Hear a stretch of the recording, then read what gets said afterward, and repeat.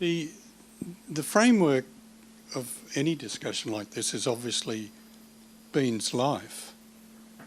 And I was, perhaps this is a guilty thought, but I was thinking, here we are at a conference on Bean at the University of New South Wales, Canberra, which I call ADFA.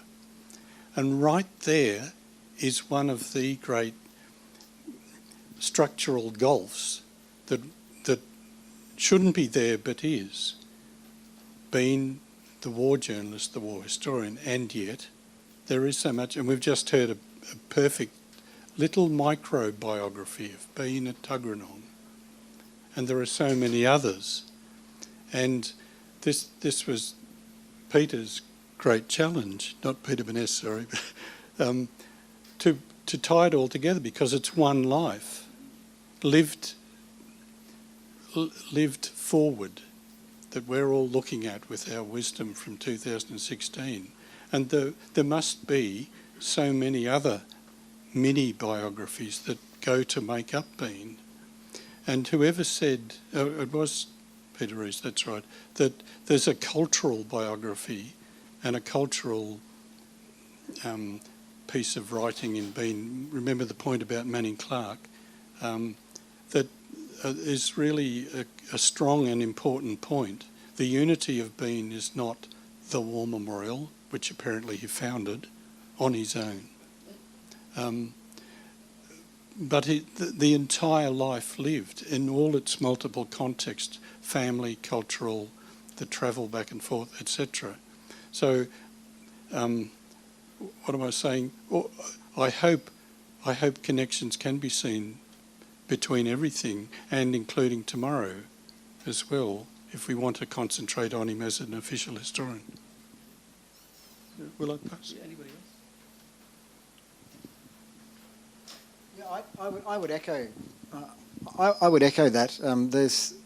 We've talked today. I mean, I've talked about the official history, but I think there's so much more to Bean than the official history, and unfortunately, it tends to overwhelm all those other parts. I mean, I'd love to see people being able to put War Aims of a Plain Australian together with In Your Hands Australians, together with Two Men I Knew, together with Dreadnought of the Darling, all the non-military writing, and there's more than enough for a book just in that.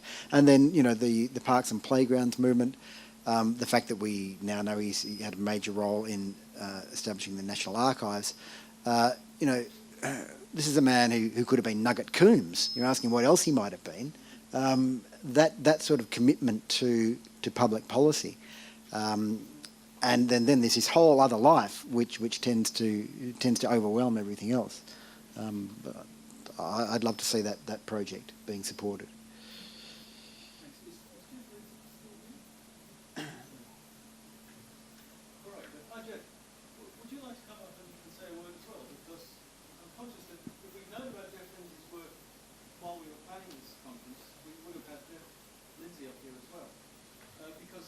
Jeff's concern is to do something like the project that Martin's just outlined. Would you like to say a few words? Well, yes and no. I came here really to look and to listen. I didn't come here to talk at all. The two people who were closest to my idea of being were Peter and Martin. I did not come to Bean through his war writings. I came to Bean as a 15-year-old boy who had a prescribed text on the wall track. In those days, I never read anything unless it was a prescribed text. And I came to page 132 of the 1963 edition. I can tell you that. It was profound. And I saw there a statement that Peter has quoted, that general determination to stand by one's mate and to see that he gets a fair deal and see that he gets a fair deal means more to Australia than can yet be reckoned. And it just jumped out of the page at me. Another factor was that at that time I was struggling with the idea of what to do. I came from a very practical family, and I was not. I had eliminated all the other possibilities, and I decided that if I was going to stay at school, I would determine to be a lawyer. And I think that's what I currently am perceived to be. So I was fascinated when I read in the 1963 edition that Bean considered himself, or maybe others helped him to say that he considered himself a failed lawyer. And I spent many years trying to work out what a failed lawyer was. I came to the conclusion that I had to inquire because nobody seemed to focus on the fact that he was a lawyer. I came to the conclusion after 2 lots of my own reading that in fact he never wanted to be a lawyer. It was fashionable for people to become a lawyer when they didn't know what they wanted to do. It still is. And more's the pity for that. But anyway, I came to the view also that the life that he wanted to live was the life that he did live. There must be very few people who have the fortune or misfortune in some respects to have life turn out the way it might have been planned, and that's what happened, I think, with Bean. He will be a fulcrum figure. He has been. He will be, because there are so many different views of him. Unfortunately, as it seems to me, and I'm the civil side of the family. Tony Caneen up there is the military side of the family, but it seems to me that the Australian War Memorial has done a wonderful job in promoting half the picture. But that's what it is, it's half the picture. For many people, and I'm one of them, C.E.W. Bean is a much more interesting character if you accept that he was a brave man, yes. If you accept that he was a dedicated man, yes. If you accept that he was a wonderful journalist, yes. And you get that out of your system, and then you ask yourself, well, what is there? And what there is actually a lot. And you begin to see that if you look at On the Wool Track from a different perspective perhaps. In your hands, Australians, undoubtedly, a social missionary project that maybe did not come through. And then you see him again in the War Aims of a Plain Australian. You see a different sort of character, and he's a much more interesting character than we are presented with twice a year on Anzac Day and Remembrance Day. And if you want to see a lot of what people have thought about C.W. Bean before Peter wrote his book, there are really only 3 things that you need to go to. He wrote a letter, I think, to Gavin Long in 1922. He wrote a Count for Effie in 1924. And he wrote a letter to Tasker, who I discovered was somebody from his old school in Bathurst in about 1930. And if you put those things together in a book, you would have, in the man's own words, a much broader picture of a man who was a war correspondent, etc., etc., etc., but who was much more than that. My aspiration is that such a book might be put together, and I'm renewed in my resolve to do that. So if anybody is interested, I'd be very interested to ascertain their interest. I think we can do that together with some short essays by a variety of people who might give a variety of views. My aspiration would be to produce such a book. Round 1. Round 2, when people become familiar with it, is I think there should be such a book or a variation of such a book that would be suitable for use in schools. I rather expect that people have been afraid to speak about Bean in schools because we all feel very awkwardly about the White Australia policy. But the really significant thing about Bean is that he grew. And you can't grow from a height you grow from something not quite so high and you get bigger. And I think that's what Bean did. That's the lesson of what Bean became, and that's what he can teach us. So, yes, I do have some interest in that. If anybody's interested, please see me. What I had to write about Bean, you can see on the website of the Francis Forbes Society for Australian Legal History, which is associated more or less with the Bar Association, and it's on the website. Thank you. Any questions or points to be raised from the floor? Will? Thank you, Will Davies. It's always intrigued me that being with such a sense of Australianness and this myth of the digger, how much was he affected by what Ashmead Bartlett wrote? I mean, immediately after. I don't know. I've never understood that sort of, one, the connection, and two, the impact. Did he have more confidence in coming out and saying things after Ashmead Bartlett? The Englishmen had eulogised the Australians, or what? Well, first and foremost, he was scooped, and he reflected on that and was not pleased. He was very unhappy about being scooped, as any journalist in that situation would have been. I think it's interesting that in fact Ashmead Bartlett's account, overblown as it was, really set the bigger picture. The way it was received back here in Australia. C.J. Dennis picked it up, of course, with Ginger Mick. The film, you know, we had the film. Yes, taken made not long after. I think it was at Tamarama Beach of the Australians storming the beach at Gallipoli.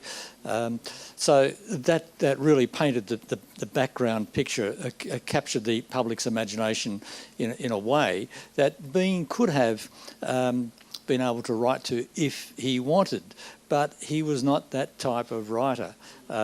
He even commented on that fact in his diary, that he couldn't write with the same sort of colour and movement and half-truth of Ashmead Bartlett.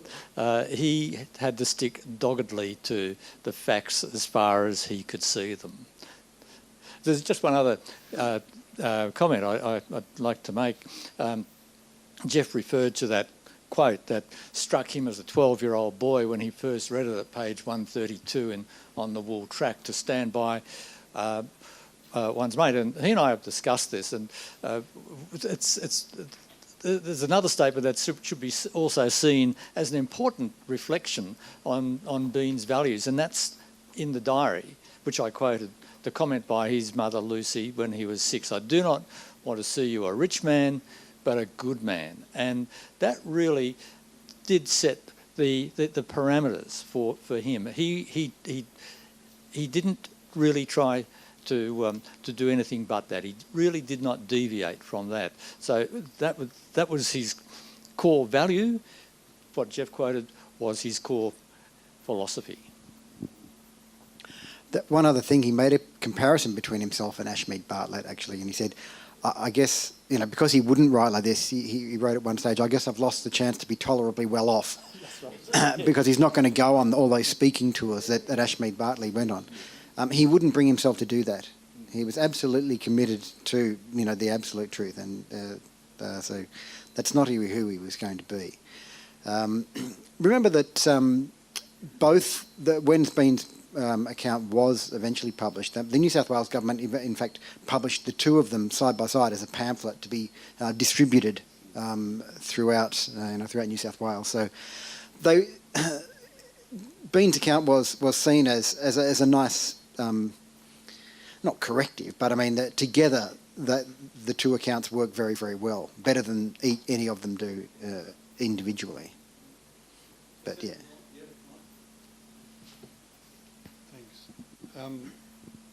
I've got a question for the panel, if we're okay to not continue on, and it's mainly to the academics, in fact in this room too. Where do we think Bean scholarship is going to go now in the next, 15, 20 years. We've got 2 biographies in the last 3 years. We've got Peter's book in the Western Front Diaries coming out. This conference, Wayne's film, thank you. We've got, I'm thinking about what's in prospect.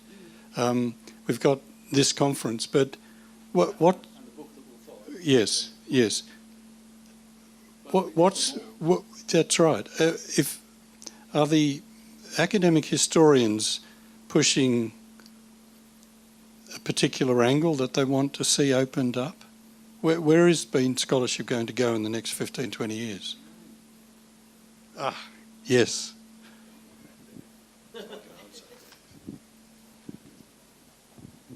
Well, you'd have to be fairly gloomy, I think. I think it's lovely to have a conference like this, and I've learned a heck of a lot today. But when you think about where Australian military history is at, you'd have to be as glum as, because it was nice of Peter Fitzsimons to mention this conference in his newspaper column the other day. But academic historians are not writing what Australians are reading, and Australian military history is being written by people who have as their core value nothing like what Charles Bean had. And if there's a quid in, and I say this with all due respect, if there's a quid in hyping the story up, a la Ashmead Ellis Bartlett, then that's where the quid will go. And Charles Bean, in my view, will become increasingly remote for some of the reasons that have been suggested today. And one of them is that one of his core foundational values is imperial loyalty. And that's just not where we're at all. Another of his core values, as I'm saying, is a dogged determination to go where the truth leads you.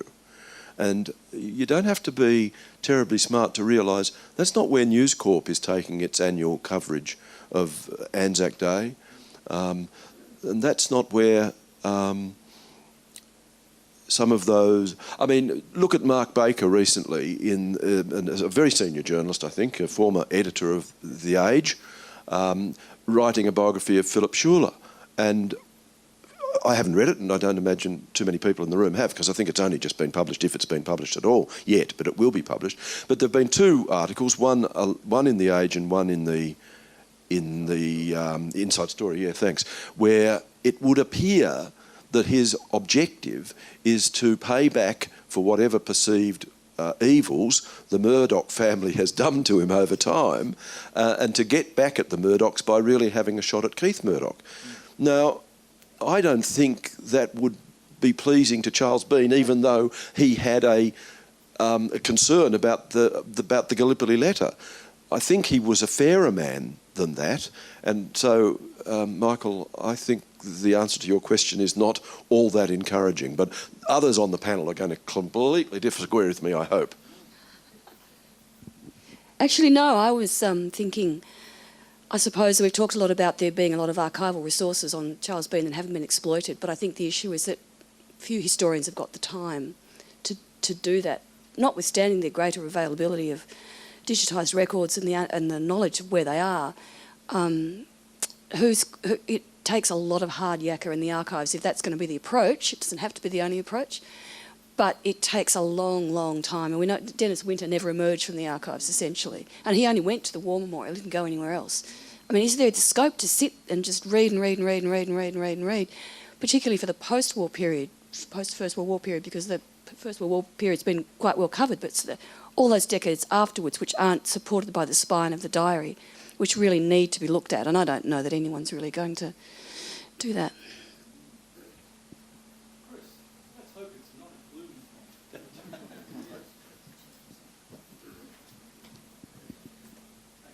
Thanks very much. Look, just from the point of view of an innocent bystander, thank you for all the papers today. I think they were varied, interesting, deeply researched, and gave us a really great range of perspectives on on Bean. And this is partly one of the things I've been wondering about is we've sort of skirted around the War Memorial.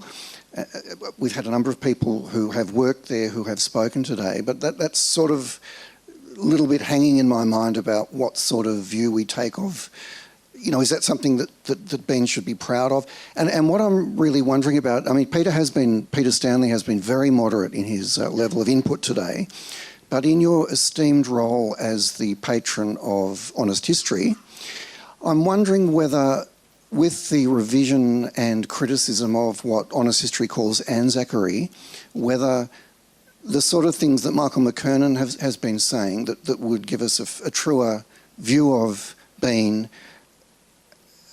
may be distorted in being caught up in the assumption that this is somehow some sort of glorification, the temple of war, etc. So do we need to, you know, rescue him from that?